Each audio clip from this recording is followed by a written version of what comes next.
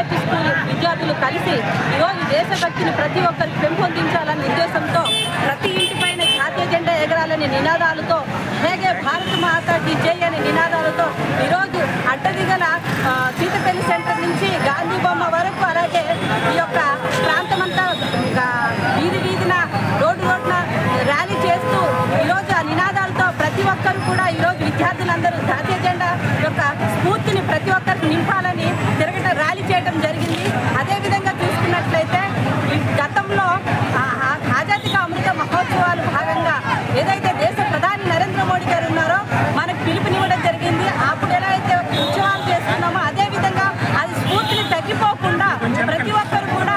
హర్ ఘర్ తిరంగా అభియాన్ భాగంలో ప్రతి ఒక్కరు కూడా ప్రతి ఇంటి పైన తన జాతీయ జెండా ఎగరేసి ప్రతి ఒక్కరు కూడా నేను భారతీయుడిని స్ఫూర్తిని నింపుకోవాలనే ఒక స్ఫూర్తిని ప్రజలందరికీ నింపాలనే ఉద్దేశంతో చేస్తున్నటువంటి ఈ యొక్క హర్ ఘర్ తిరంగా అభియాన్ కార్యక్రమం. అదేవిధంగా చూసుకున్నట్లయితే ఈరోజు ఎన్డీఏ కూటమిలోని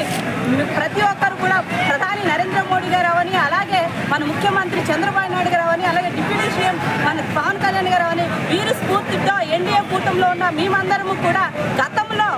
పంచాయతీలకి చూసినట్లయితే 2250 రూపాయలు మాత్రమే ఇచ్చేవారు. ఆ రకంగా ఎవరికి కూడా జాతీయ స్ఫూర్తిని అందేది కాదు. ఇప్పుడు చూసుకున్నట్లయితే ప్రతి ఒక్కరికి కూడా